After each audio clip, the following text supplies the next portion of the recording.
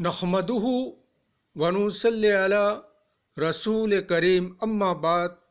पश्चिम बंगला का पीर फुरफुरा दरबार शरीफ मुजद्दिदिया जमान फिर अबू बकर सिद्दीक रहमतुल्लाह अलैहि का संगठन ऑल इंडिया मुजद्दिदिया मिशन सर्वधर्मों सम्मेलन कमेटी के सदस्यों हैं हम मोहम्मद आसिफ।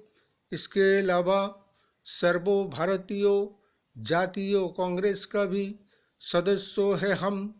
हिंदू मुस्लिम सिख ईसाई जैनो क्रिश्चियन आदिवासी दलित हम सब है भाई भाई। मजहब नहीं सिखाता आपस में बैर रखना। हिंद है हम, ये वतन है हमारा।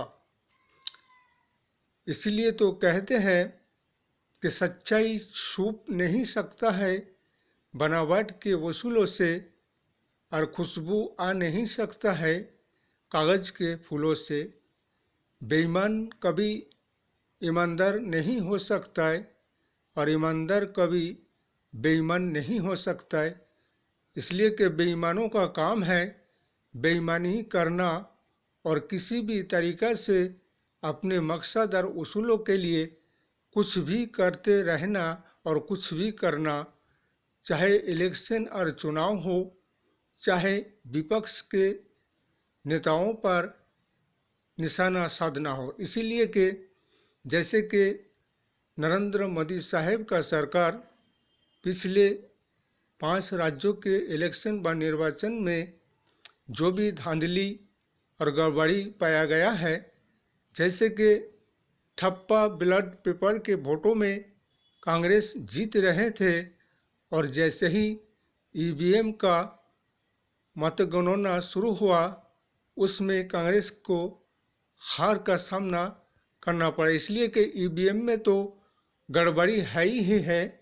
इसलिए कि 2014 में जब नरेंद्र मोदी साहब ने विदेशों से इलेक्शन और निर्वाचन के लिए 35 लाख ईवीएम को मंगाए थे, उसके बाद 2014 के इलेक्शन और निर्वाचन के बाद में जो उसमें से 19 लाख ईवीएम गायब हो गया है और आज तक उसका कोई आता पता और उसका कोई हदीस नहीं मिल रहा है। इसलिए कि वो ईवीएम कहाँ गए, क्या हुआ और किसने उसे कहाँ छुपाया और कैसे ईवीएम गायब हो गया।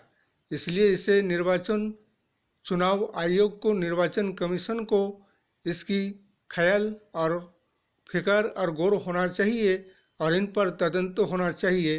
इसलिए कि हमारे सर्वभारतीय जातीय कांग्रेस के हमारे हाईकमान सोनिया जी, राहुल जी, प्रियंका जी और हमारे जैसे कि इंटरनेशनल इंडिया 26 दल संगठनों को से भी हमारा यही कहना है कि अब के बाद 2014 में भी 2024 में और जो भी इलेक्शन और निर्वाचन में गड़बड़ी हुआ है इसकी जांच होना चाहिए और चुनाव आयोग के नाम पर और चुनाव आयोग ने जो शासक दल के पक्ष लेकर जो भी चुनाव और इलेक्शन कराए उनके लिए हाई कोर्ट और सुप्रीम कोर्ट में केस और मामला मुकदमा होना चाहिए।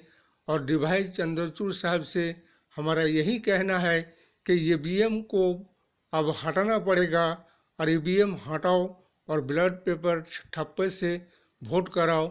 इसलिए कि अभी जैसे 3 राज्यों में हार का सामना करना हुआ पड़ा, जैसे कि छत्तीसगढ़, मध्य प्रदेश, राजस्थान। अगर यहाँ पे दोबारा ठप्पा और बैलेट पेपर से वोट कराया जाए तो इंशाल्लाह बीजेपी को शिकस्त और हार का सामना करना पड़ेगा और कांग्रेस को जीत मिलेगा। इसलिए कि ये गड़बड़ी हुआ है और इन पर जांच पड़ताल होनी चाहिए और दोबारा 3 राज्यों में इलेक्शन होना चाहिए।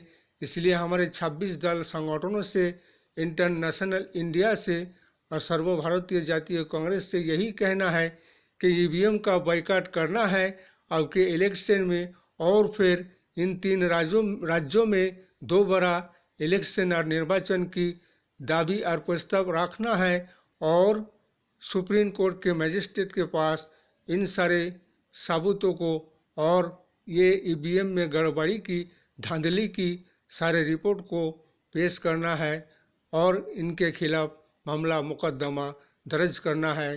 अब के बाद 2024 में इंटरनेशनल इंडिया 26 दल का संघ सरकार बीजेपी मुक्त भारत बनाओ, देश और राष्ट्र और समाज को, संविधान को बचाओ। इस वीडियो को ज़्यादा से ज़्यादा लाइक दीजिएगा, शेयर कीजिएगा, सब्सक्राइब कीजिएगा। जय हिंद, जय भारत, मोहम्मद।